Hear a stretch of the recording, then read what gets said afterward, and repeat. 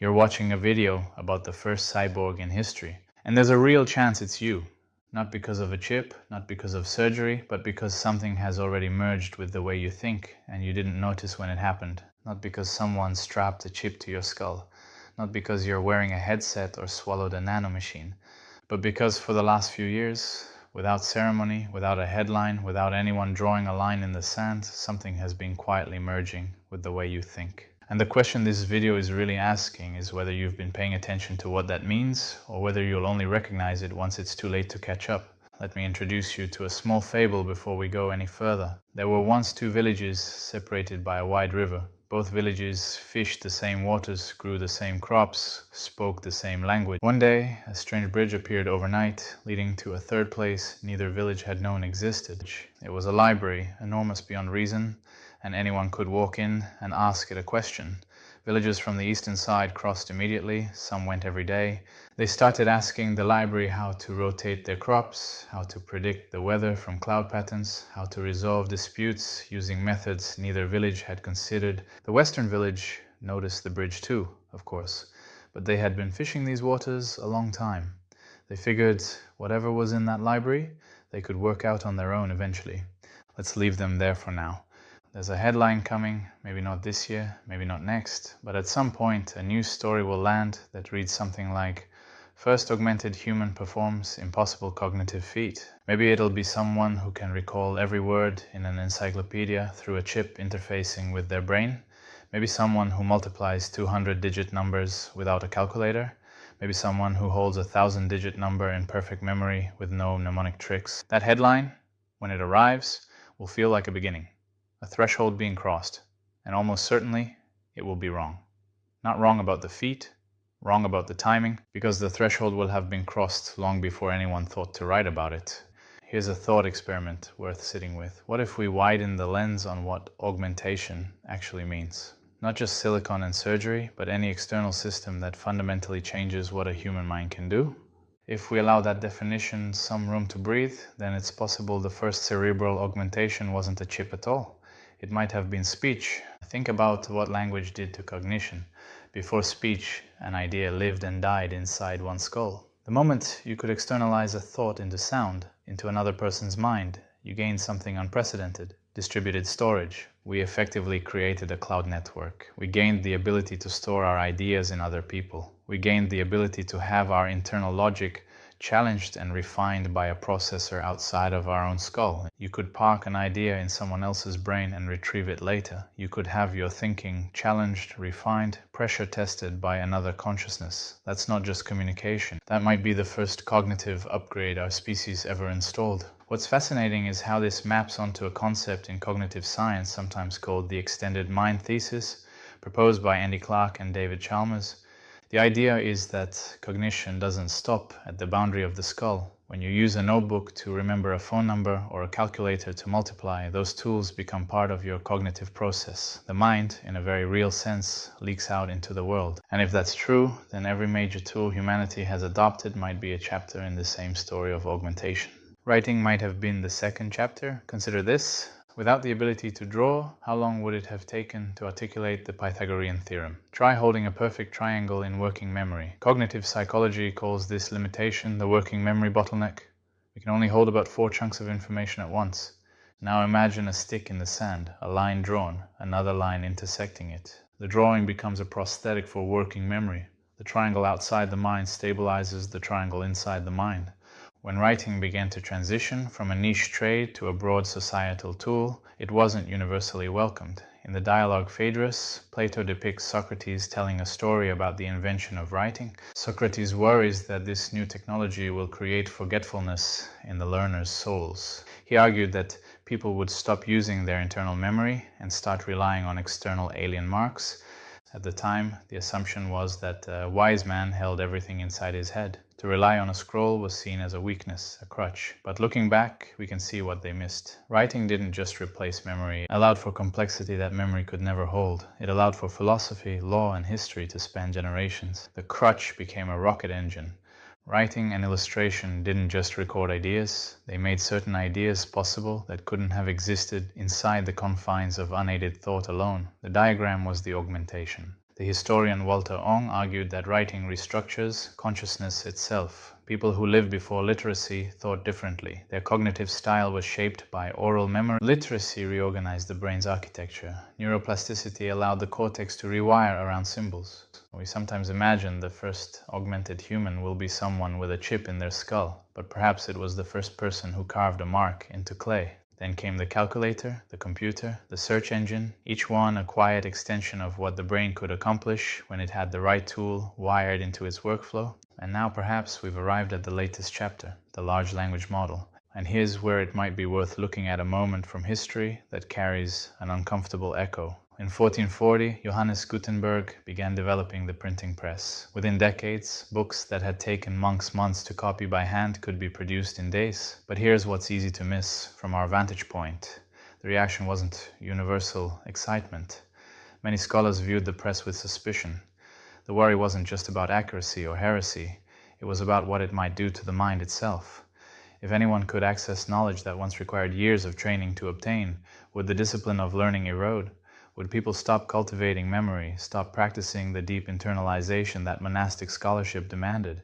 What actually happened was something none of them could have seen coming. A new class of thinker emerged, people who hadn't been born into scholarly families, who hadn't trained in monasteries, who had never been part of the old intellectual infrastructure, suddenly had access. And within a generation or two, those people were producing ideas that reshaped the entire world. The Reformation, the Scientific Revolution, the Enlightenment. None of those were inevitable. They grew from the gap between the people who engaged with the new technology and the people who didn't.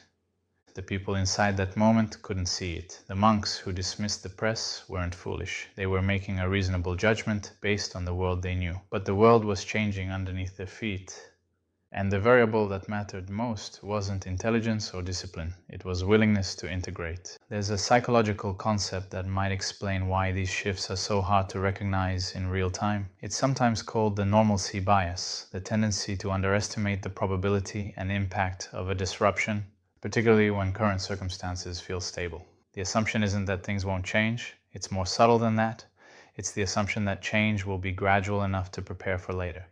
Now, let me suggest something about where we might be standing right now. In honest assessment, we may not have even scratched the surface of what's possible with large language models. Consider something as simple as the idea of an AI that doesn't just wait for your question but takes the initiative, a system that calls you, that reaches out with a prompt or a challenge or a perspective you didn't ask for but needed. Agentic interfaces where the model can initiate action rather than just respond. That might sound trivial, but think about what it implies. We've gone from a tool you consult to a tool that collaborates. That's a different relationship with technology than anything we've had before. Imagine handing your personal journal to a secure, private AI model, not to organize it, but to analyze your decision-making patterns. You might ask it, where am I being inconsistent? Where is my logic failing? In psychology, we talk about confirmation bias, our tendency to only notice things that agree with us. It is very hard for a human to spot their own bias. But what if you had an augmented layer, an AI partner, whose specific job was to play devil's advocate, to gently push you toward the harder path? That's not intelligence being replaced. That's intelligence being extended. Here's another angle worth exploring. Imagine two chess players of equal skill. One plays purely from memory and instinct. The other has internalized the patterns that emerge from reviewing thousands of AI-analyzed games. They're not using the AI during the match. They've absorbed its perspective. The second player, in a meaningful sense, has been augmented, not by hardware, by exposure. This kind of thing might already be happening in less dramatic ways. A writer who has spent months refining their voice in collaboration with a language model may develop instincts they wouldn't have found alone. A programmer who uses AI as a constant thinking partner may internalize architectural patterns faster than someone working in isolation. The augmentation isn't the tool, it's the residue the tool leaves behind in how you think. The reason the word augmentation hasn't hit the headlines yet in this broader sense might be because it doesn't yet matter enough. There's still a rough parity between people who use these tools and people who don't. A skilled person without an LLM can still compete with a less skilled person who has one. Where there is will and intelligence, people find a way. But that window may be closing. We might be approaching what you could call the point of the split, a moment where the augmentation becomes so transformative that it draws a visible line between those who integrate and those who don't. This brings us to the core tension. The news headline about the first augmented human might never come because the transition is seamless, but that doesn't mean there won't be a divide. We are waiting for a point of separation, a split in humanity. It might not be a line of wealth, it might not be a line of biology, it might be a line of neuro readiness. I would bet that the true divide of the 21st century will be between those who view AI as a tool to do their work for them and those who view AI as a mental extension to think with. It is the difference between the student who uses an LLM to cheat on an essay and the student who uses an LLM to debate the thesis of the essay until their own arguments are bulletproof. The first student is outsourcing their thinking, the second student is augmenting it. There's a concept in developmental psychology sometimes called scaffolding, introduced by Jerome Bruner. The idea is that a learner needs a support structure to reach a higher level of understanding, and once they've internalized that level, the scaffold can be removed. But here's the key. The scaffold has to come at the right time. Too early, and it overwhelms. Too late, and the learner has calcified around a lower ceiling. What if something similar is happening with AI integration? What if the people who are learning now, who are experimenting, who are finding new and personal ways to merge their thinking with these models, are building a kind of cognitive scaffold that will be very difficult to construct later?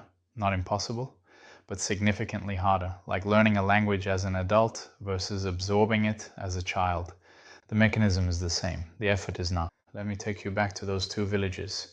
The eastern villagers, the ones who crossed the bridge early, they didn't just learn facts from the library. Over time, they started asking different kinds of questions, better questions. They developed a relationship with the library that the western village couldn't replicate just by walking in one day. Because the skill wasn't access, it was fluency. It was knowing what to ask and how to listen to the answer and what to do with it afterward. When the western village finally crossed, they found they were starting from a position that was much further behind than they expected. Not because the library had changed, because they had stayed the same. This technology, right now, in its current form, might be at a point where every single person engaging with it has the chance to find some new, original way to weave it into the texture of their thinking. Not in a way that someone else has prescribed, in a way that only makes sense given who they are and how their mind works. Maybe that looks like giving a chatbot the authority to push you toward the harder path once a week.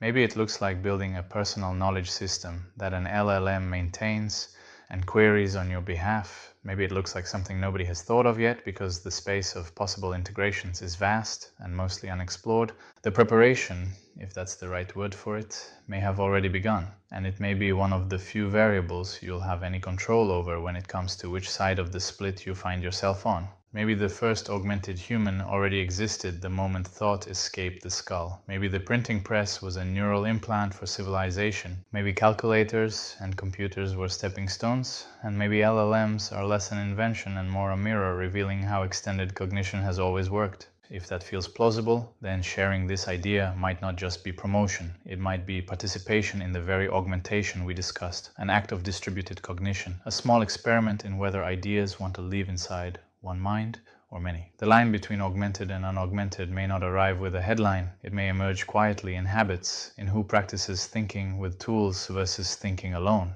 And maybe, just maybe, the preparation is already happening in conversations like this. The first augmented human might not be someone with a chip in their brain. It might be someone who learned, slowly and curiously, how to let their mind extend beyond it.